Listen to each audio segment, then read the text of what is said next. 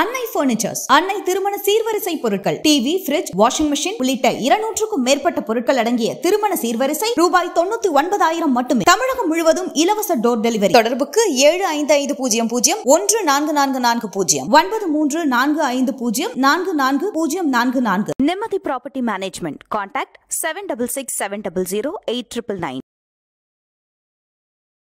இந்த வெளிநாட்டு முதலீடுன்ற கான்செப்டே எப்போ வந்துச்சுன்னா, நரசிம்மராவ் அவர்கள் ஆட்சி காலத்தில் 90களில் வந்து உலகமயமாக்கல், தாராளமயமாக்கல் கொண்டு வந்தாங்க.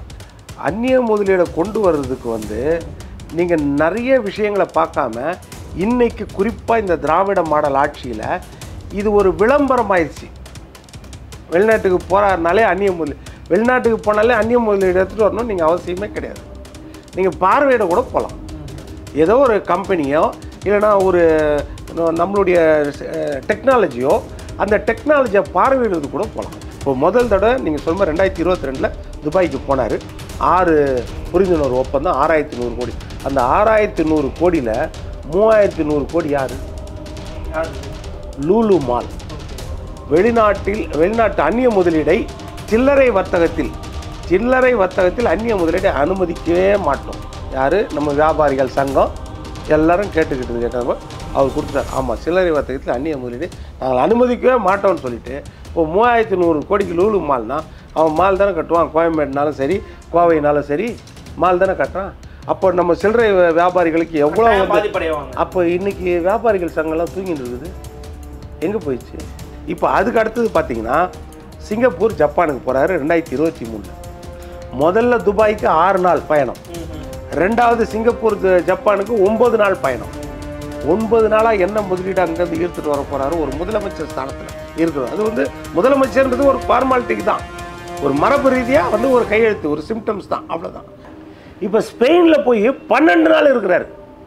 துபாய்க்கு 6 நாள், அதுக்கு அடுத்தது பார்த்தீங்கன்னா சிங்கப்பூருக்கு 9 நாள், ஸ்பெயினில் 12 நாள் உட்காந்து அங்கேருந்து 3400 கோடி முதலீடு புரிந்துணர்வு ஒப்பந்தம்.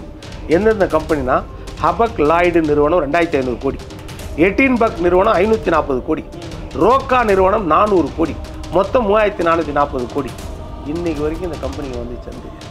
திருப்பி எங்கே போகிறாரு? அமெரிக்கா. அங்கே எத்தனை அதே வருஷம் போகிறார் அமெரிக்காவுக்கு. 2024 ஜனவரியில் வந்து ஸ்பெயின், 2024 ஆகஸ்டில் வந்து அமெரிக்கா.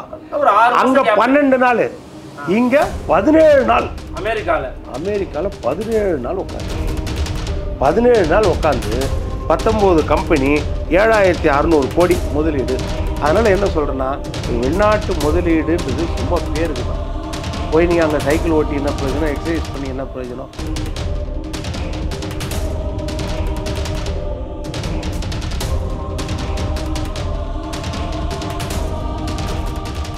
நலம் தரும் நல்லார் சித்த மருத்துவமனை.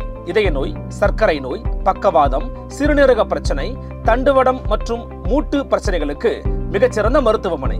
கிருஷ்ணகிரி, சென்னை மற்றும் மதுரை. தொடர்புக்கு 8807666117 மற்றும் 8807666118. ஃபோர்த் எஸ்டேட் தமிழ் நேயர்களுக்கு அருள்மொழிவர்மனின் அன்பார்ந்த வணக்கங்கள். இது உங்கள் ஃபோர்த் எஸ்டேட் தமிழ் வழங்கும் பெருதனும் பெருதுகள் நிகழ்ச்சி. இன்றைக்கு நம்மோடு இணைந்திருக்கிறார் அரசியல் விமர்சகர் திரு பொன் வில்சன் அவர்கள்.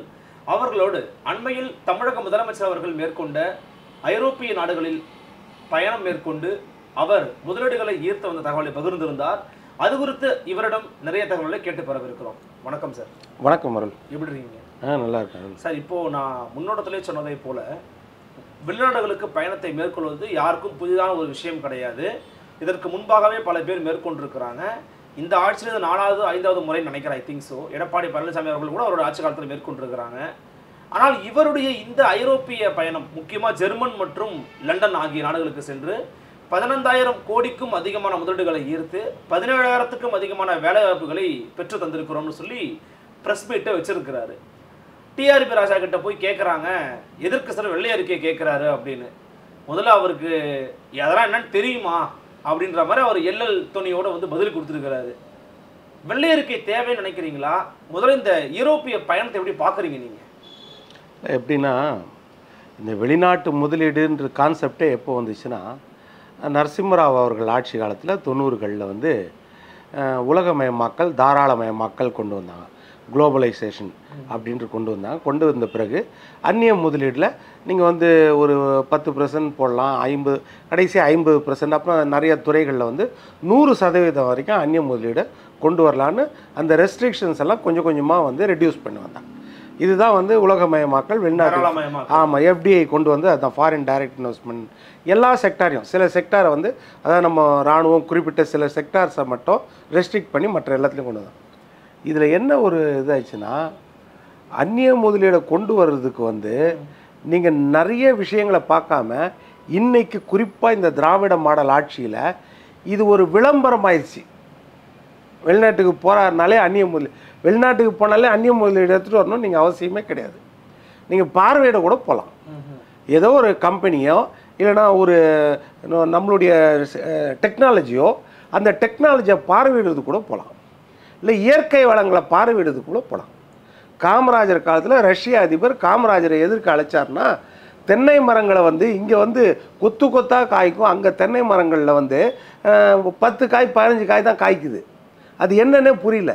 எப்படி பதியம் போடுறாங்க, எப்படி உரம் போடுறாங்க, உங்கள் ஊரில் மட்டும் எப்படி கொத்து கொத்தாக காய்க்குது இளநீர்கள் அப்படின்னு, தேங்காய்கள் அப்படின்னு அவர் அழைச்சாருன்ற பேரில் காமராஜர் போய் அந்த டெக்னாலஜியை சொல்லி கொடுத்துட்டு வந்தாங்க. இதை சொல்லுவாங்க கடந்த காலத்தில்.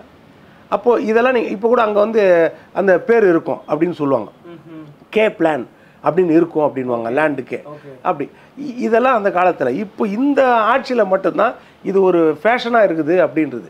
என்னென்னா ஒரு முறை என்ன தெரியுமா அருள், அதாவது வெளிநாட்டிலேருந்து வராங்கன்னா கம்பெனி அதிகாரிகள், அஃபீஷியலு, அவங்க வந்து டெக்னிக்கல் பர்சன்ஸு, அவங்க வந்து நம்ம அதிகாரிகள்கிட்ட பேச்சுவார்த்தை நடத்துவாங்க. முதல்ல வந்து ஸ்பாட்டில் பார்த்து, அதாவது நீர்வளம், நிலவளம், மண் வளம், அப்புறம் போக்குவரத்து வளம், அப்புறம் தகவல் தொழில்நுட்ப வளம், அதுக்கப்புறம் வேலைவாய்ப்பு தொழிலாளர் வளம், அதுக்கப்புறம் சந்தை, அப்புறம் அந்த ப்ரொடக்ஷனுக்குரிய ரா மெட்டீரியல் எங்கே கிடைக்கும், இதையெல்லாம் பார்த்துட்டு அப்புறம் அரசு அனுமதி எந்த அளவுக்கு கிடைக்கும், அரசு வரி சலுகைகள் எந்த அளவுக்கு கிடைக்கும், மின்சாரம் எப்படி கிடைக்கும், தடையில்லா மின்சாரம், அப்புறம் வந்து இதெல்லாம் வந்து பார்த்து, அதாவது போக்குவரத்து வந்து ஆகாய மார்க்கம், தரை மார்க்கம், அப்புறம் கடல் மார்க்கம், இதெல்லாம் வழி இருக்குதா, இதெல்லாம் யோசித்து தான் வந்து அவங்க இன்வெஸ்ட்மெண்ட் பண்ணுவாங்க.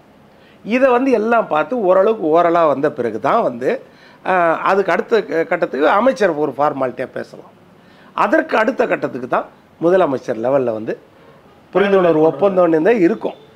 ஆனால் இவங்க வெறும் MOU, மெமரண்டம் ஆஃப் அண்டர்ஸ்டாண்டிங்கு, யாரை வேணாலும் கூப்பிட்டு எதனாலும் நீ போடு, அப்புறம் பார்த்துக்கலாம். அதாவது MOU போட்டு அது இம்ப்ளிமெண்டேஷன் எவ்வளோ பர்சன்டேஜ் வருது, அதுதான் சக்ஸஸ். அது துல்லியமாக சொல்லணும். இன்றைக்கி தூத்துக்குடியில் வின்ஃபாஸ்ட் நிறுவனம் ஆரம்பிச்சிருக்காங்க. அந்த ஆரம்பிச்சிருக்காங்களே, அந்த வின்ஃபாஸ்ட் நிறுவனம் 16,500 கோடி முதலீடுன்னு புரிந்துணர்வு ஒப்பந்தம் போடப்படுது திமுக ஸ்டாலின் கிட்ட. இந்த அரசு அமைந்த பிறகு ஆகஸ்ட்டில் போய் துவக்கி வைக்கிறார். ஆகஸ்ட் 5ஆம் தேதி போன மாதம் 1500 கோடி முதல் கட்ட முதலீடு, 240 பேரோ என்னமோ வேலை வாய்ப்பு அப்படின்னு போட்டு. இப்போ நம்மளுக்கு தெரிஞ்ச என்ன வருதுன்னா, அவங்க 3000 4000 கோடி தான் மொத்த இன்வெஸ்ட்மெண்ட்டே இருக்க போகுதுன்னு அர்த்தம். ஆனால் புரிந்துணர்வு ஒப்பந்தம் நம்ம விளம்பரப்படுத்து 16,500 கோடி. அதை பண்ணுறாங்களான்னா மிகப்பெரிய கேள்விக்குறி. இப்போ இந்த மாதிரி நிறைய விஷயங்கள் நடக்குது. இப்போ இவர் போயிட்டு வரார நம்ம முதலமைச்சர், இது முக்கியமானது, 5வது ட்ரிப்பு போகிறார். 2022 இவர் ஆட்சிக்கு வந்த உடனே ஒரு வருஷம் கழித்து இவர் போய் துபாய்க்கும் ஐக்கிய அரபு எமிரேட்டுக்கும் போகிறார். 6100 கோடி முதலீடு அப்படின்னு சொன்னார். அங்கே நிறுவனங்கள் 6 ஒப்பந்தங்கள்னு சொன்னார். MOU 6 ஒப்பந்தங்கள் போட்டிருக்கோம். புரிந்துணர்வு ஒப்பந்தம் வந்து சும்மா ஒரு ஃபார்மாலிட்டிக்கு தான். நீங்கள் ஒரு இடம் பார்க்கணும், ஒரு டோக்கன் அட்வான்ஸை கொடுத்து ஒரு 1000 ரூபாய் 500 ரூபாய் அதுதான், அந்த 1000 ரூபா கொடுத்துட்டேன், அது நீங்கள் வாங்கினா தான் நிச்சயம் அப்படின்ட்டு தான் புரிந்துணர்வு ஒப்பந்தம்ன்றது. இப்போ அந்த மாதிரி ஆயிடுச்சு. அப்போ இதுக்கு முன்னாடியெல்லாம் புரிந்துணர்வு ஒப்பந்தம்னா அது ரொம்ப உன்னிப்பாக எல்லாம் முடிஞ்சால் தான் புரிந்துணர்வு ஒப்பந்தம். ஏன்னா இப்போ ஜெயலலிதா அம்மா காலத்துலேயும் 2015 ட்ரேட் ஃபேர் நடந்துச்சு, 2019 எடப்பாடி ஆட்சியில் ட்ரேட் ஃபேர் நடந்துச்சு. அப்போது வந்து ஃபாரின் டைரக்ட் இன்வெஸ்ட்மெண்ட் போட்டாங்க. அதில் அவங்க கொடுத்ததில் என்ன செய்தாங்கன்னா, 2015 கிட்டத்தட்ட 2 லட்சம் கோடி, 2019 3 லட்சம் கோடி, முதல் தடவை வந்து 1,94,000 கோடி. தடவை 2 லட்சத்து சில்லற கோடி.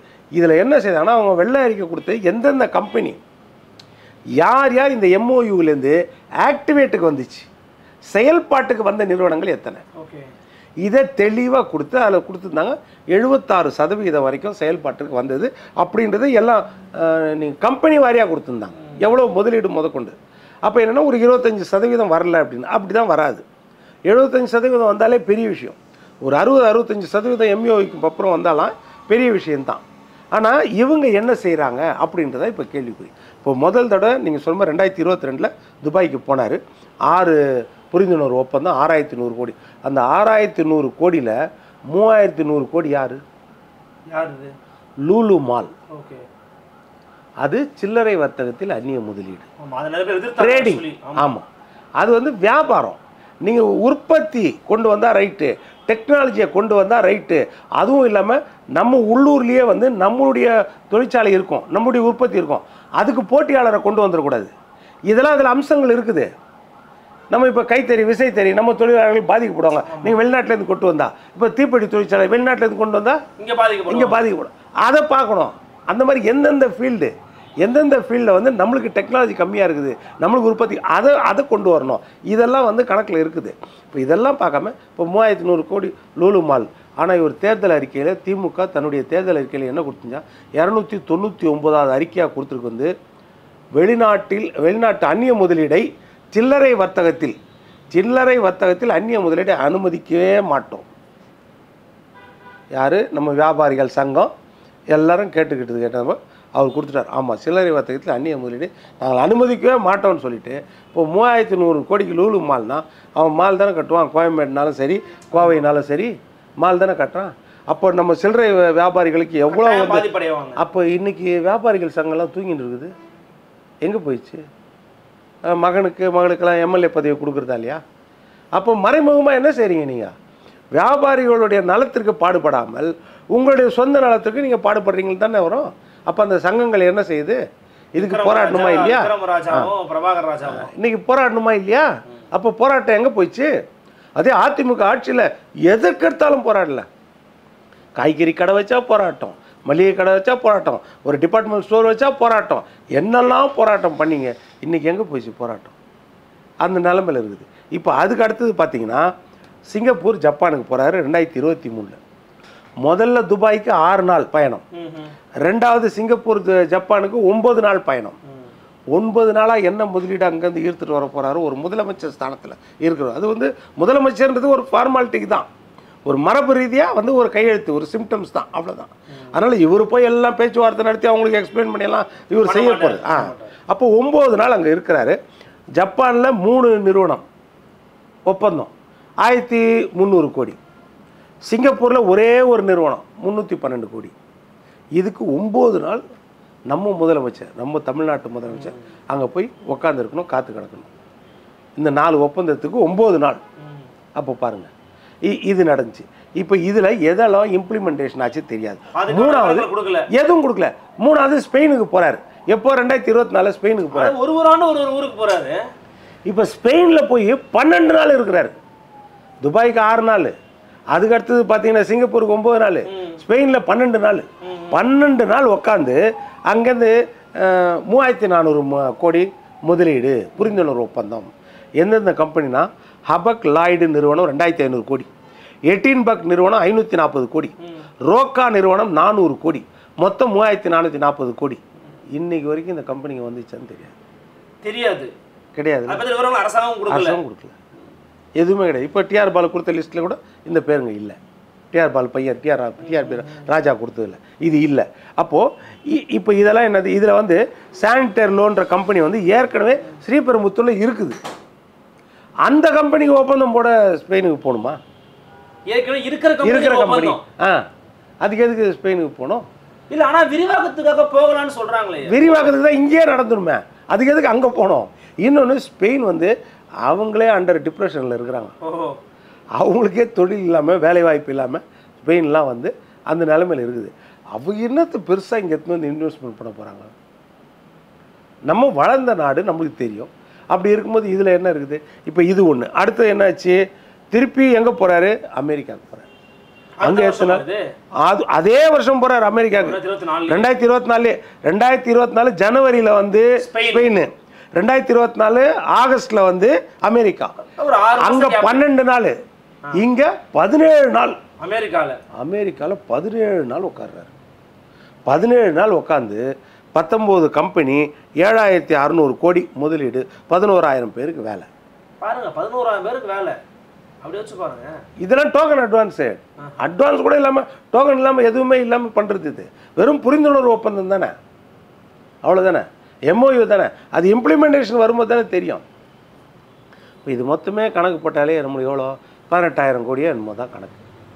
இப்போ இந்த தடவை போயிருக்காருன்னு சொல்லி, இந்த தடவை போயிட்டு நம்ம இங்கிலாந்துக்கு 15,210 கோடி. ஆமாம், 17,000 பேருக்கு வேலை வாய்ப்பு. ஆமாம், பல நிறுவனங்களும் வந்து வருது அப்படிங்கிறார் முதலமைச்சர். அதான் மொத்தம் அவர் கொடுத்தது எவ்வளோ? 922 புரிந்துணர்வு ஒப்பந்தம். இப்போ இதில் இருக்கிறது நீங்கள் சொன்னது வந்து 36 புரிந்துணர்வு ஒப்பந்தம் மொத்தம் வெளிநாட்டு போய் வருதுலையே. ஆனால் தமிழ்நாட்டுக்கு போட்டுக்கிற புரிந்துணர்வு ஒப்பந்தம் எவ்வளோ? 1000 புரிந்துணர்வு ஒப்பந்தம். 1000ல் 36 எந்த மூலைக்கு? 1% கூட கிடையாது. வெளிநாட்டிலேருந்து வெளிநாட்டுக்கு போயிட்டு நீங்கள் இட்டுன்னு வர முதலீடு வந்து 1% கூட நிறுவனங்கள் இல்லையா?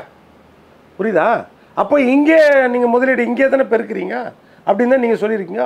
10 லட்சம் கோடி முதலீடு, 922 புரிந்துணர்வு ஒப்பந்தம், அப்புறம் 50 லட்சம் பேருக்கு வேலை வாய்ப்பு. இதெல்லாம் எப்படி எழுதி வச்சு ஏட்டு சுரக்காய் கறிக்கு உதவுமா? அப்போ நான் என்ன சொல்கிறேன், நீங்கள் ஒரே ஒரு தடவை போனால் கூட பர்ஃபெக்டாக என்ன பண்ணுறீங்க, ஏது இம்ப்ளிமெண்ட் பண்ணுறீங்க, அதை ஓப்பனாக நம்ம சொல்லணும். அவ்வளோதான். அதுக்காகத்தான் எதிர்க்கட்சி தலைவர் வெள்ளை அறிக்கை கேட்குறாரு.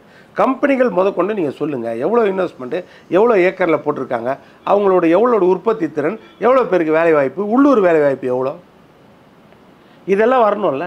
இது எதுவுமே இல்லாமல் வெறும் புரிந்துணர்வு ஒப்பந்தம் பார்த்தா இதோட இம்ப்ளிமெண்டேஷன் எத்தனை பர்சன்டேஜில் இருக்குது? இதற்கு மேலே 3 தடவை இங்கே வந்து நம்ம ட்ரேட் சென்டரில் வச்சோம் கண்காட்சி. எப்படின்னா முதலாக வந்து இவர் வந்த உடனே 2021 வந்த உடனே நவம்பரில் முதலீட்டாளர்கள் முகவரி தமிழ்நாடு, உலகத்திலே முதலீட்டாளர்கள் முகவரி தமிழ்நாடு அப்படின்னு ஒரு கொடுத்தார். அதில் கோவையில் நடத்தினார் கொடிசியா மைதானத்தில். 1,90,000 கோடி முதலீடு சொன்னது. 2,80,000 பேருக்கு வேலை வாய்ப்பு அன்னைக்கு சொன்ன. நீங்கள் மக்கள் மறந்துட்டாங்களா என்னன்னு தெரியலையே. இது அன்னைக்கு சொன்னது, அன்னைக்கு கொடுத்தது 1,90,000, கிட்டத்தட்ட 2 லட்சம் கோடி முதலீடு. அதே மாதிரி 2,80,000 பேருக்கு வேலை வாய்ப்பு. இன்றைக்கி வரைக்கும் அதில் எது வந்துச்சுன்னு நமக்கு தெரியாது. அதே மாதிரி எடுத்துக்கிட்டிங்கன்னா 2வது உலக முதலீட்டாளர் மாநாடு 2024 ஜனவரியில் இவர் ஸ்பெயினுக்கு போகிறதுக்கு 10 நாள் முன்னாடி நடத்தினது. அந்த மாநாட்டில் 6,64,000 கோடி முதலீடு. வேலை வந்து 26 லட்சம் பேருக்கு வேலை. எப்படி டிஎன்பிஎஸ்சிலே இன்னும் அந்த அப்ளை பண்ணி கிடைச்சவங்களுக்கு வேற எக்ஸாம் எடுத்து வேலை கொடுக்கலையேங்க. இந்த 5 வருஷத்துல அதே ஒரு 40,000 பேருக்கு, கிட்டத்தட்ட இவர் தேர்தல் அறிக்கையில் 5 லட்சம் பேருக்கு அரசு வேலை சொன்னாங்க. 40,000 பேருக்கே கொடுக்க முடியும். டீச்சருங்க வேலை ஃபில் பண்ணல, ப்ரொஃபசர் வேலை ஃபில் பண்ணல. இதுல 20 லட்சம். இதெல்லாம் மக்கள் மறந்துடுவாங்க. உலக முதலீட்டாளர் மாநாடு 7 ஜனவரி 24 இருந்து 8 ஜனவரி 2 நாள் நடந்துச்சிங்க. அந்த 2 நாள்ல 6,64,000 கோடி முதலீடு, 26,90,000, 27 லட்சம் பேருக்கு வேலை அப்படின்னு கொடுத்தாச்சு. அப்புறம் 3வது மாநாடு நடக்குது, தமிழ்நாடு தொழிலாளர்கள் மாநாடு, ஆகஸ்ட் 2024 போனது. 51,000 கோடி முதலீட்டு, 28 புதிய திட்டங்களுக்கு அடிக்கல் நாட்டல், 1 லட்சம் பேருக்கு வேலை. ஏன்னா இது தமிழ்நாடு மொத்தமா வேலை வாய்ப்பே யாருக்கும் இல்லை, எல்லாரும் முடிச்சிட்டாங்க போல வேலையில் இருக்காங்க. அதை தான் மொத்தம் சேர்த்தா ஒரு 10 லட்சத்துலேருந்து 11 லட்சம் கோடி முதலீடு, 50 லட்சம் பேருக்கு வேலை வாய்ப்பு அப்படின்னு கொடுத்துட்டாரு. இதை நம்ம பேப்பரில் எழுதி பார்த்தா சக்கரைன்னு இனிக்குமா? இது இம்ப்ளிமெண்டேஷனுக்கு வந்தால் தானே தெரியும். ஆனால் வெள்ளை அறிக்கையை பற்றி என்னங்க திரு எடப்பாடி கே பழனிசாமிக்கு அப்படின்னு கேட்குறாரு டிஆர்பி ராஜா. அவருடைய அணுகுமுறையை எப்படி பார்க்குறீங்க நீங்கள் ஒரு அமைச்சரா? அதாவது இந்த அமைச்சர்கள் எல்லாருமே அப்படி தான் பேசுகிறாங்க. இப்போ ஒரு பக்கம் பார்த்தீங்கன்னா இவர் ஒன்று வெள்ளை அறிக்கையை கொடுக்கலன்னா, இதுக்கு முன்னாடி என்ன தெரியுமா சொன்னார், நீங்கள் யார் யார்கிட்ட MOU போட்டிருக்கீங்க, அதில் என்ன டீட்டெயில்ஸ் கொடுங்கன்னு வெள்ளை அறிக்கை கொடுத்த போய் என்ன ரீசன் சொன்னாங்க தெரியுமா, இது வந்து ரகசியம் காக்கணும், ஏன்னா போட்டியான உலகம், நாங்கள் வெளியே சொன்னால் பக்கத்து மாநிலம் அந்த கம்பெனியை கடத்தின்னு போயிடுவோம். அப்போ அவங்க கடத்துற அளவு தான் வீக்காக வச்சுருக்கிறீங்களா நீங்கள்? இது காரணம் சொன்னாங்கல்ல, போன தடவை என்ன காரணம் சொன்னாங்க, இதை வந்து சீக்ரெட்டாக வச்சுட்டு தான் நம்ம பண்ணணும், ஏன்னா நம்ம இது சொன்னோன்னா பக்கத்து மாநிலம் என்ன செய்வாங்கன்னா அவங்க ஆசை வார்த்தை கோரி அவங்கள கொண்டு போயிடுவாங்க அங்கே நம்ம முதலீடு பாதிக்கும். இது ஒரு காரணமா? நீங்கள் சொல்லுங்கள். இப்போ 207 பள்ளிக்கூடங்கள் மூடப்பட்டது. அப்போது கல்வித்துறை அமைச்சர் என்ன சொன்னார்? அதில் ஒரு காரணம் மக்கள் தொகை வந்து இப்போ எப்படின்னா பிறப்பு வந்து குறைஞ்சிச்சான். பிறப்பு விகிதம் குறைஞ்சதால மாணவர் சேர்க்கை குறைவாக இருக்குது. சொன்னாரா இல்லையா? இந்த காரணத்தை எந்த மாதிரி புது காரணம் கண்டுபிடிச்சிட்டு வராங்க. அது இதே மாதிரி தான் கொஞ்சம் காலத்துக்கு முன்னாடி செந்தில் பாலாஜி சொன்னார். மின்வெட்டு வரும்போது அது அணில் ஒவ்வொரு இதாக தாவும் போது ஸ்டார்ட் ஆகுது, அணிலால் தான் மின்வெட்டு. இது போல் இவங்க புதுசாக சொல்கிறாங்க. இப்போ டிஆர்பி ராஜான்னா அவர் தொழில்துறை அமைச்சர்னா டீட்டெயில்ஸ் ஃபுல்லாக கொடுக்கணும், மொத்த கம்பெனிகள் கொடுக்கணும். இன்றைக்கி இப்போ டேட்டா சென்டர் என்ன செய்தாங்க? அதானி கம்பெனி 42,000 கோடி டேட்டா சென்டர் நாங்கள் ஆரம்பிப்போம். நாங்களே இது வரைக்கும் ஒரு நயா பைசா கூட வரல. அதோட விளக்கம் என்ன?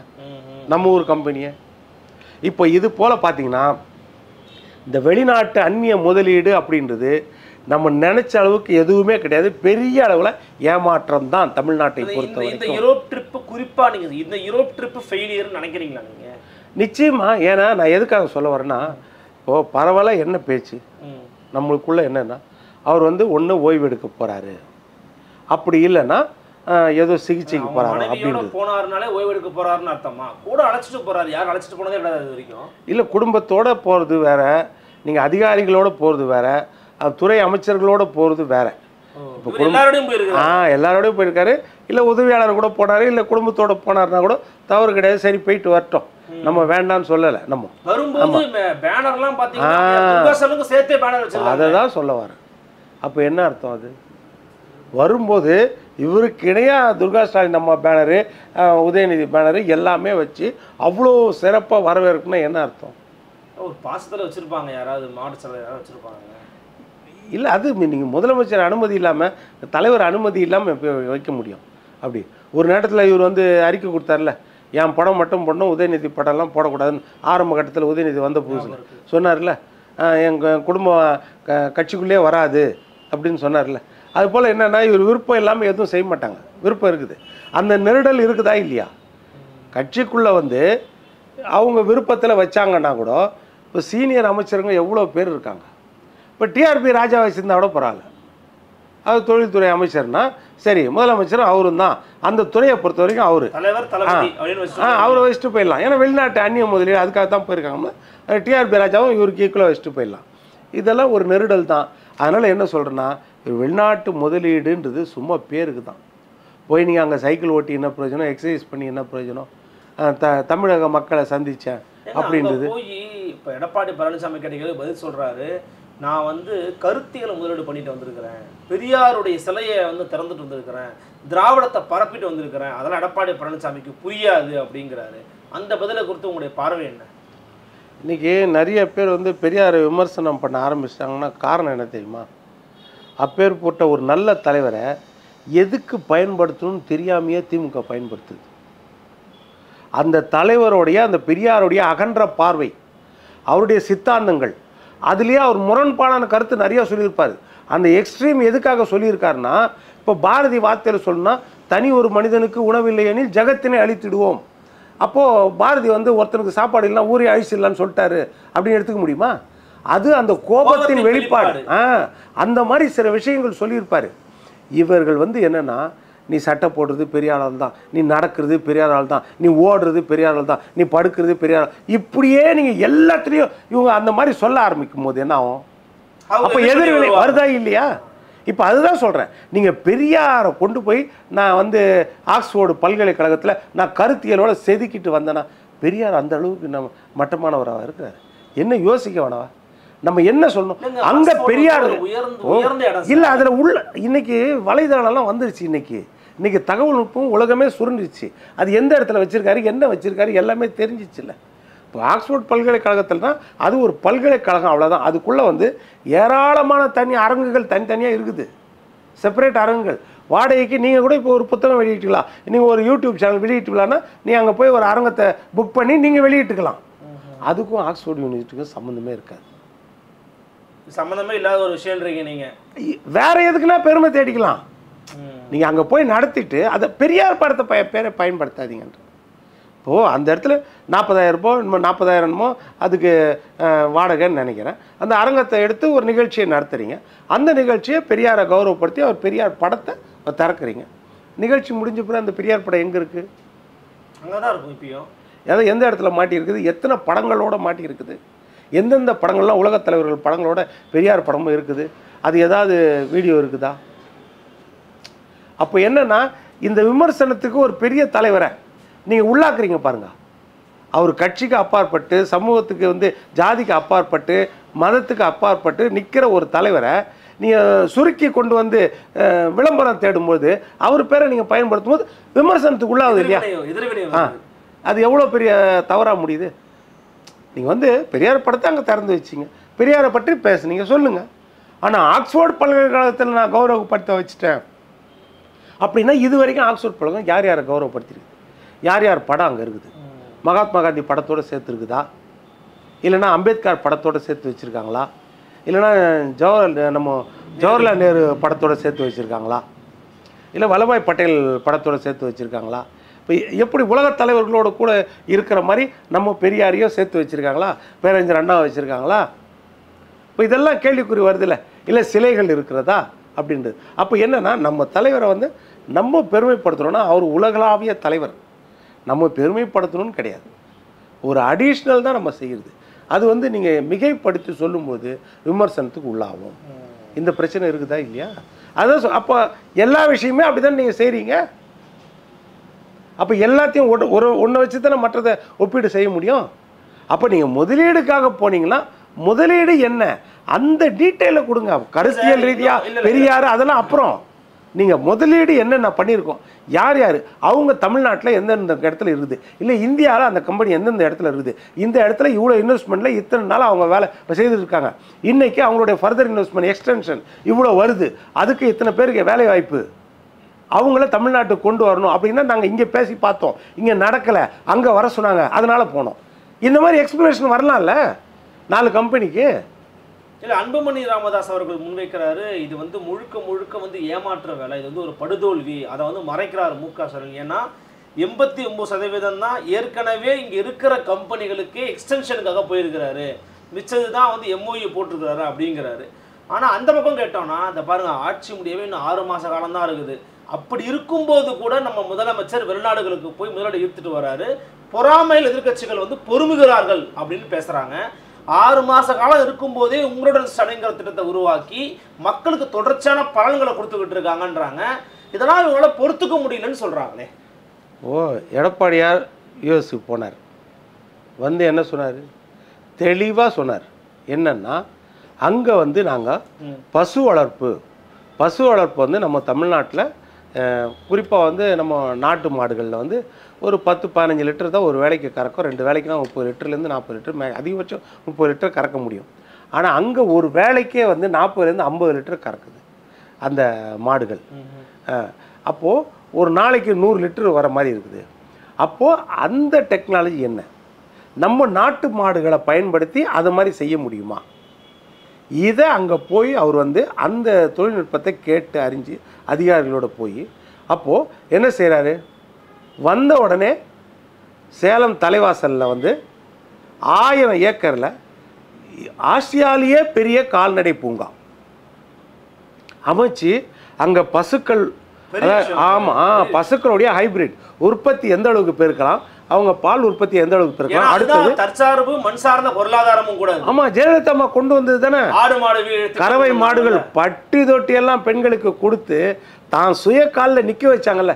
விறகு பொறுக்கி வாழ்ந்து வந்த பெண்கள் கூட, தாய்மார்கள் கூட, கிராமத்தில் பட்டி தொட்டியங்களும் மின்சாரம் இல்லாத பகுதியில் கூட தன் சுய சம்பாத்தியத்தில் ஒரு ஆடை வளர்த்து மாடை வளர்த்து நிற்கிற பெண்களை உருவாக்கினாங்க இல்லையா, தன்னுடைய சுருக்கு பையில. அதை தான் செய்தாங்க இல்லையா அந்தம்மா. அதை நீங்கள் மூடி வச்சிட்டீங்க. அப்போ அதைத்தான் அவர் என்ன சொன்னார், அதை கொண்டு அந்த அந்த கால்நடை பூங்காவில் கொண்டு சேலத்தில் ஆடுகளுக்கு, மாடுகளுக்கு, அதேமாதிரி கோழிகளுக்கு, அதே மாதிரி பன்றிகளின் இனப்பெருக்கம், பன்றிகள் எந்த அளவுக்கு உற்பத்தியை பெருக்கி அதை நம்ம வியாபார ரீதியாக பயன்படுத்த முடியும், இதெல்லாம் அங்கே ஆராய்ச்சி மையம் கொண்டு பண்ணையை கொண்டு மருத்துவம் கொண்டு இதையெல்லாம் அங்கே ஒரே இடத்துல இருக்கிற மாதிரி பண்ணார். நீங்கள் 4 வருஷமாக அதை திறக்கல. பேருக்கு இப்போ திறந்துருக்குறீங்க. அவர் அழுத்தம் கொடுத்த பிறகு இவ்வளோ அழுத்தம் கொடுத்த அப்போ அவர் இம்ப்ளிமெண்டேஷன் சொன்னாரா இல்லையா, செய்தாரா இல்லையா? அதையே உங்களால் சொல்ல முடியல, ஏன் செய்ய முடியல? இல்லை அதான் சார். அதை விட்டுட்டு நீங்கள் ஏங்க ஃபாரின் டைரக்ட் இன்வெஸ்ட்மெண்ட் கேட்டால் நான் கருத்தியலை விதைச்சிட்டு வந்தேன்னா என்ன அர்த்தம்? இதுக்கும் அதுக்கும் என்ன சம்மந்தம் சொல்லுங்கள்? இது அதுக்கு சம்மந்தம் இருக்குதா? இவர் பண்ணுறதெல்லாம் பார்த்து பொறுத்துக்க முடியல, எதிர்கட்சிகளால் பொறுத்துக்க முடியல. யூரோப் ட்ரிப்பையும் கிரிட்டிசைஸ் பண்ணுறீங்க, உங்களுடன் ஸ்டாலினை கொண்டு வந்தால் உங்களுடன் இல்லை ஸ்டாலின்னு பேசுகிறீங்க, இதெல்லாம் வேணும்ட்டே பேசுகிறீங்கன்றார் அவர். இல்லை உங்களுடன் ஸ்டாலின்றது எப்போ வந்துச்சு? ஜூலை 15 ஆரம்பிச்சாரு. மக்களுடன் முதல்வர் எப்போ வந்துச்சு? அது கொஞ்சம் முன்னாடி. அதுக்கும் இதுக்கு என்ன வேறுபாடு? ரெண்டும் ஒன்று தானே. அப்போ என்ன சொல்கிறீங்க நீங்கள்? ரெண்டும் ஒன்று தான், பேரை மாற்றிட்டீங்க. ஆயிரக்கணக்கான மக்களுடைய லட்சக்கணக்கான மக்களுடைய கோரிக்கையை பெற்று நிறைவேற்றுவதற்கான திட்டங்கள் இது. ஒரு இடத்துலையும் பல்லாயிரக்கணக்கான முகாம்கள் போட்டுக்கிட்டு இருக்காங்க. அந்தந்த எம்எல்ஏக்கள் போய் லோக்கலில் போய் பார்க்குறாங்க. போன ஜூலை மாதம் ஒரு ட்ரெண்டு தெரியுமா? திமுக ட்ரெண்டு ஒரு 3 திட்டங்கள் கடன் பண்ணாங்க தெரியுமா? 1ஆம் தேதி ஓரணியில் தமிழ்நாடு உறுப்பினர் சேர்ப்பு. 2வது என்ன செய்தாங்க? முதல்வருடன் ஸ்டாலின், மக்களுடன் நலன் காக்கும் ஸ்டாலின், நலன் காக்கும் ஸ்டாலின். இப்போ நீங்கள் சொல்கிறது வந்து ஓரணியில் தமிழ்நாடுனா உறுப்பினர் சேர்ப்பு. அதுதான் அதுக்கு பேர் உறுப்பினர் சேர்ப்பு. எல்லா கட்சியும் பண்ணுறது உறுப்பினர் சேர்ப்பு. அது ஒன்றா. 2வது மக்களுடன் முதல்வர்னா நான் மக்களுடன் முதல்வர் தான் வந்து ஸ்டாலின், உங்களுடன் ஸ்டாலின். 2 அதே மாதிரி இல்லம் தேடி மருத்துவம், அதுதான் நலன் காக்கும் மருத்துவம், நலன் காக்கும் ஸ்டாலின். ஏன்னா எல்லாத்துலேயும் வந்து ஸ்டாலின்ற பேர் வரணும், பிராண்டிங்ன்றீங்க. ஆமாம், அதுக்காக மாற்றிக்கினாங்க, அவ்வளோதான். மற்றபடி அதே தான், அதே தோல்வி தான். எந்த தோல்வியாச்சோ அதே தோல்வி வந்து வேற பேர் போட்டு. ஏன் தோல்வின்றீங்க? ஒரே ஒரு இடத்துல தண்ணியில் போனதுக்காக மொத்தத்தையும் தோல்விங்கிறதா? இல்லை, இப்போ நான் 3 விஷயத்தையும் சொல்கிறேன். 3 தலைப்பு சொன்னேன். ஜூலையில் ஆரம்பிச்சது, காமராஜர் பிறந்த காலத்தில் ஆரம்பிச்சது. காமராஜர் பிறந்த அன்னைக்கு தான் வந்து இந்த உங்களுடன் ஸ்டாலின் ஆரம்பித்தார். முதல்ல ஆரம்பித்தது ஓடிபி, அதாவது உறுப்பினர் சேர்ப்பு. ஓடிபியோட உறுப்பினர் சேர்ப்புன்னு. ஓடிபி கூடாதுன்னு சொல்லிடுச்சு. ஃபெயிலியர் ஆகிடுச்சா? முடிஞ்சு போச்சா? ஏன்னா எந்த ஒரு கட்சியும் நமக்கு தெரிஞ்சு சுதந்திர காலத்துக்கு அதுக்கு முன்னாடி 1885 டிசம்பர் 28ஆம் தேதி ஆரம்பிக்கப்பட்ட காங்கிரஸ் பேர் இயக்கத்திலே உறுப்பினர் சேர்ப்பு எப்படி இருக்குன்னா, தெருமுனையில் தான் கேம்ப் வச்சுருப்பாங்க ஒவ்வொரு ஏரியாலையும். வாங்கிட்டு போவாங்க, அவ்வளோ விருப்பப்பட்டவங்க வாங்கிட்டு போவாங்க. இன்றைக்கி நான் வரேன், உங்கள் ஏரியாவில் வரேன், நான் திமுக வட்ட செயலாளர், திமுக கவுன்சிலர், திமுக மாவட்ட செயலாளர், அருண் சார் உறுப்பினர் சேர்ப்பு சேர்றீங்களா? உங்கள் விருப்பம் இருந்தால் சேருங்க அப்படின்னு சொன்னால், நீங்கள் முடியாதுன்னு சொன்னீங்கன்னா என்ன அர்த்தம்? நான் ஐடென்டிஃபை பண்ணிடுறேன்னா நீங்கள் வேறு கட்சின்னு. நீங்கள் யாருக்கு வாக்களிப்பீங்க, எந்த கட்சின்றது நீங்கள் ரகசியமாக வைக்கிறதுக்கு உங்களுக்கு உரிமை இருக்குது இல்லை? இப்போ வீடு தேடி வந்து நான் கேட்டேன்னா நீங்கள் மாற்று கட்சின்னு எனக்கு தெரிஞ்சிருமா இல்லை? அடையாளம் நான் அடையாளப்படுத்தி வச்சுருப்பேன் இல்லையா? அப்போ வீடு வீடாக போய் கேட்கலாமா? அவங்கள என்ன வேணால் பண்ண முடியும். ஆமாம், இதை நோட் பண்ணி வச்சிடுறீங்களா நீங்கள்? அந்த பயம் இயற்கையாக வந்துடும்ல. அப்போது உண்மையான உறுப்பினர் சேர்ப்பு நீங்கள் நடக்குமா? இப்போ நீங்கள் அருள்னாலும் சரி, வில்சன்னாலும் சரி வந்து கேட்டாருன்னா என்ன செய்வோம்? சரி, முகஸ்துதிக்காக சரி பேர் போடுங்க, ரைட்டு, ஓடிபி கொடுத்துருங்க, எதுக்குப்பா வம்புன்னு. அப்போ போலி உறுப்பினர் தான் நிறைய சேரும். அதுக்கு என்ன செய்வீங்க? இப்போ இதெல்லாம் டோட்டல் ஃபெயிலியர் ஆயிடுச்சு. அதேமாதிரி நீங்கள் ஓடிபியை வாங்கினீங்கன்னா இதை தனியார்கிட்ட யார்கிட்டயோ கொடுத்தீங்கன்னா, இதை கம்ப்யூட்டரைஸ் பண்ணுறதுக்கோ கோர் பண்ணுறதுக்கோ தனியார்கிட்ட கொடுத்தீங்கன்னா, அவன் ஏதோ ஒரு கம்பெனிக்கோ யாருக்கோ என்னுடைய டீட்டெயில்ஸை கொடுக்க மாட்டான் அப்படின்னு என்ன நிச்சயம்? அப்போது ஒரு தனி குடிமகனின் ரகசியம் காக்கிறது எந்த அளவுக்கு கேள்விக்குறியாகும்? ஆமாம், இப்போ ஆதாரில் இருந்து பேங்க் பாஸ்புக்லேருந்து என்னுடைய எல்லாமே அதில் இணைஞ்சிருது இல்லை? என்னுடைய சொத்து என்ன, என்னுடைய வாகனம் என்ன, என்னுடைய வருமானம் என்ன, என்னுடைய ஐடி என்ன, இன்கம் டேக்ஸ் என்ன கட்டுறோம், என்னுடைய இது வாக்காளர் அட்டை அதில் இணைச்சிருக்கேன், ரேஷன் கார்டு அதில் இணைச்சிருக்கேன், இதெல்லாம் வந்துடும்ல. அப்போது யாருக்கும் தனியார் கொடுக்கும்போது இந்த டீட்டெயில்ஸ் போகல. அதனால தான் ஓடிபி வேண்டான்னு சொல்லிட்டு அது ஃபெயிலியர் ஆயிடுச்சு. அடுத்தது நீங்கள் சொன்ன மாதிரி உங்களுடன் ஸ்டாலின். இந்த உங்களுடன் ஸ்டாலின் ஜூலை 15ஆம் தேதி காமராஜர் பிறந்த நாள் அன்னைக்கு இவர் ஆரம்பித்தார். ஆரம்பித்த பிறகு கரெக்டாக ஒரு 40 நாள் 26 ஆகஸ்ட் போன 26 ஆகஸ்ட்டில் மா சுப்பிரமணியம் ஒரு அறிக்கை கொடுக்குறாரு. என்ன கொடுக்குறாரு? 10,000 முகாம்கள் நாங்கள் நடத்துகிறதா இருந்தோம், 4419 முகாம் இது வரைக்கும் முடிச்சிட்டோம்.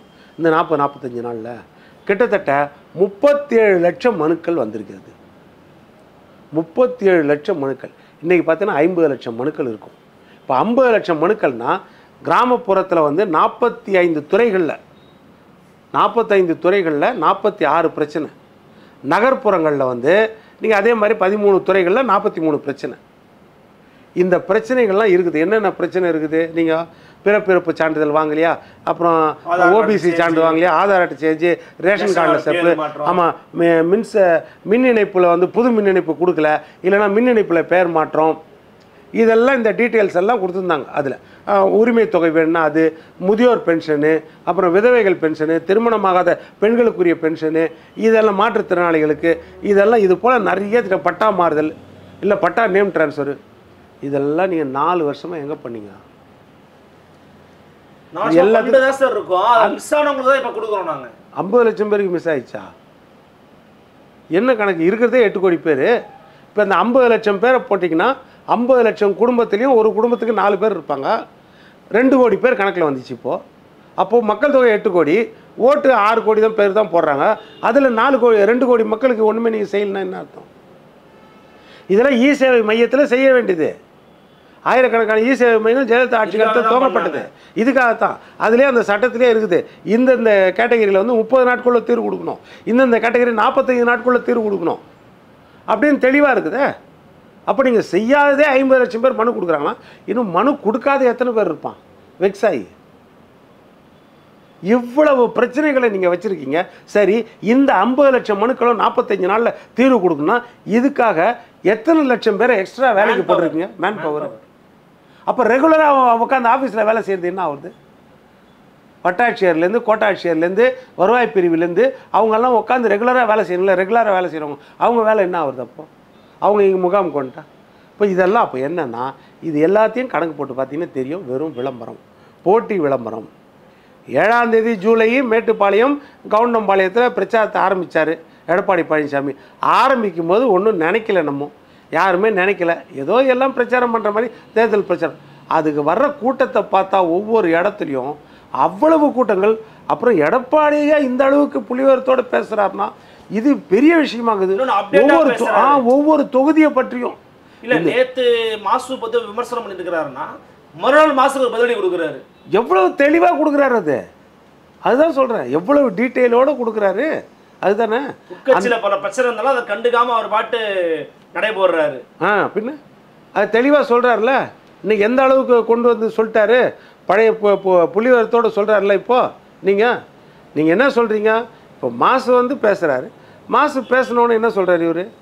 அதாவது புலி, ஒரு விவசாயி வந்து புளியை பற்றி டீட்டெயில் கேட்பாங்க. புளியே வந்து என்ன, புளி கூட பேரிச்சம்பளமே கடையில் போனால் என்ன கேட்பாங்க? உங்களை கொட்டை வருதோ கொட்டை இல்லாதான்னு கேட்பாங்கல்ல. சாதாரணமான கேள்வி சார் இது. சாதாரணமான ஒரு கேள்வி. நீங்கள் 4ஆம் கட்ட பேச்சாளர் மாதிரி ஒரு மா சுப்பிரமணி அதை பற்றி ஒரு முன்னாள் முதலமைச்சர், ஒரு இன்னைக்கு எதிர்கட்சி தலைவர், அவரை போய் புளியை பற்றி கூட தெரில, கொட்டை இருக்கிறது கொட்டை இல்லாததுன்னு கேட்குறாரு. பேசலாமா இப்படி? அதற்குத்தான் அவர் தெளிவாக பதில் சொல்கிறார். ஐயா, ஒரு விவசாயி வந்து புளி வியாபாரிகிட்ட கேட்டாலே முதல் கேள்வி அவன் இதுதான் சொல்லுவான். அதாவது புளியங்கொட்டை இருப்பது, புளியங்கொட்டை எடுத்தது, இதோட விலைகள், இது எந்த அளவுக்கு எந்தெந்த மார்க்கெட்டில் போகும், இதில் தரம் என்ன, இதெல்லாம் வந்து அதுக்கப்புறம் தான் பிரிக்கிறது. சாதாரணமான கேள்வி தான் இது. சாதாரண இதை போய் அப்போ இவர் விஷயமே தெரியாத, இவர் மாரத்தான் மன்னர் தானே, வன்மத்தோடு பேசுகிறாரோ? ஆமாம், பின்ன அப்போ அதுவும் 4ஆம் கட்ட பேச்சாளர் மாதிரி பேசினா அதைத்தான் அவர் என்ன செய்த எடுத்து விட்டார். ஐயா, யார் அந்த சார், இந்த விஷயம் நாளைக்கு வரும், நாங்கள் ஆட்சிக்கு வந்தால் சொன்னாரா இல்லையா? அப்போது பேசும்போது அந்த தரத்தை பார்த்து யோசித்து பேசணும். அது வந்து திமுகவில் யார்கிட்டையுமே இல்லை. சாதா பஸ்ஸில் வந்து நீங்கள் போகலான்னு சொல்லிட்டு பெண்களுக்கு ஓசியில் தானே போகிறேன் இப்படி கேட்குறது. ஒரு எஸ்சிக்கு கவுன்சிலர் சீட்டை கொடுத்துட்டு ஏம்மா நீ எஸ்சி தானே, எல்லாரும் மக்கள் பொது மேடையில் கேட்குறது. எவ்வளோ அது தரக்குறைவான வார்த்தைகள். 1000 ரூபா உரிமை தொகை புதுமை பெண் திட்டம்னு சொல்லிட்டு பெண்களுக்கு, கல்லூரியில் செல்கிற பெண்களுக்கும் மாதம் 1000 ரூபாய் அம்மாவுக்கு உரிமை தொகை. ஒரு பெண் குழந்தை கேட்குது, அது இந்த மாதிரி யார் சீனியர் அமைச்சர் துரைமுருகன்கிட்ட, ஐயா 1000 ரூபா எப்போ, உனக்கும் 1000, உங்கள் அம்மாவுக்கும் 1000, இப்படியா பேசுறது? சொல்லுங்கள், இதெல்லாம் வந்து ஒரு தரமான பேச்சா? அவர் மகன் கதிர் ஆனந்த் பாராளுமன்ற தேர்தலில் விளம்பரத்தில் எடுத்தோம். இன்னைக்கு எடப்பாடியார் பேச்சை பார்த்தீங்களா? நேற்று 143வது மேடை கள்ளக்குறிச்சி இல்லையா? எந்த ஊர் அது? தொண்டாமுத்தூர் பகுதியில் வேலுமணி பகுதியில் அவ்வளோ சூப்பராக பேசி, ஒரு மேடையிலையாவது அவர் பேச்சில் ஏதாவது தரக்குறைவாக இருந்துச்சு, இல்லைன்னா சப்ஜெக்ட் இல்லாமல் இருந்துச்சு, யாராவது சொல்ல முடியுமா? எதிர்க்கட்சியை விமர்சிப்பாங்க, அரசியல் ரீதியாக விமர்சிப்பார். எதிர்க்கட்சி தலைவர்களை விமர்சிப்பாங்க, அரசியல் ரீதியாக. மற்றபடி புள்ளி விவரத்தை கொடுத்துனே இருப்பார் பாருங்க. இன்னொன்று, அந்த ஸ்பாட்ல இருக்கிற பிரச்சனையை பற்றிலாம் பேசுறாரு, எவ்வளவு தெளிவாக பேசுறாரு. கோயம்புத்தூர் போனாருன்னா அங்கே என்ன பிரச்சனை இருக்குது, ஈரோடு போனாருன்னா அங்கே என்ன பிரச்சனை இருக்குது, நாமக்கல் அங்கே என்ன பிரச்சனை, அப்படி ஸ்பாட் வச்சு பேசுறாரு. ஆமாம், நூலாடை பிரச்சனை திருப்பூர்னா, கட்டட தொழிலாளர் பிரச்சனையை பேசுறாரு, மஞ்சள் வியாபாரிகளுக்கு என்ன செய்யணும்னு பேசுறாரு, வெற்றிலை கொடி வியாபாரிகளுக்கு என்ன செய்யணும்னு பேசுறாரு. ஒவ்வொரு ஏரியாவில் அதே மாதிரி கைத்தறி நெசவாளர்களுக்கு, விசைத்தறி நெசவாளருக்கு என்ன செய்யணும்னு பேசுகிறார். மீனவர் பிரச்சனைக்கு என்ன செய்யணும் அப்படி பேசுகிறார். உங்களுக்கு எந்த அளவுக்கு மானியம் கொடுக்கணும், உங்களுக்கு வீடு கட்டுறதுக்கு இடம் இல்லைன்னா நாங்கள் வீடு கட்டி கொடுப்போம், இடம் இல்லைன்னா இடம் வாங்கி கொடுத்து வீடு கட்டி கொடுப்போம், இதெல்லாம் சொல்கிறார்ல. அப்போ மீனவர்கள் அந்த கடற்கரையில் இருக்கிறவங்களுக்கு, அதாவது தொழில் மட்டும் ரிஸ்க் இல்லை, வீடே ரிஸ்க் தான் அவங்களுக்கு, என்றைக்கு அடிக்கும்னு தெரியாது, அந்த மாதிரி வாழ்கிறாங்க.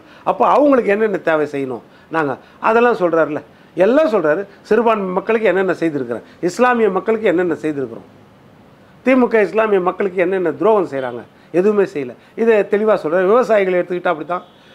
நம்ம தோட்டக்கலை பயிர்கள் விவசாயி, வாழை பயிர்கள் விவசாயி, தென்னை பனை பயிர்கள் விவசாயி. இப்போ நேற்று கூட விவசாயிகள் கேட்ட கேள்வியில் ஒவ்வொரு இடத்துலையும் பாருங்கள், நெத்தியடி மாதிரி எடப்பாடியார்கிட்ட கேட்பாங்க விவசாயிகள். ஓப்பனாக உரிமையோடு கேட்குறாருல. இப்போ நேற்று ஒரு விவசாயி கேட்டார்லாம் இல்லையா, எங்களுக்கு கல் உற்பத்தியை பற்றி என்ன சொல்கிறீங்க, எங்களுக்கு கல் உற்பத்தி பண்ணி வெளிநாடு ஏற்றுமதி, எங்களுக்கு கடை திறக்க சொல்ல, நாங்கள் பண்ண சொல்ல. அது எவ்வளோ அழகாக பதில் சொல்ல பாருங்க. அதாவது எடப்பாடின்ற ஒரு தனிப்பட்ட மனிதன் எடுக்கக்கூடிய முடிவு கிடையாது. இது எல்லாரையும் கலந்து ஆலோசித்து ஆராய்ச்சி செய்து எடுக்க வேண்டிய முடிவு. காலம் பதில் சொல்லும், அவசரப்படாதீங்க. பொறுத்திருந்து பார்க்கலாம் சார். பல விதமான கேள்விகள் ரொம்ப நிதானமாக பதிலளிச்சுங்க சார். மிக்க நன்றி. நன்றி. நன்றி. மீண்டும் சந்திக்கலாம். வணக்கம்.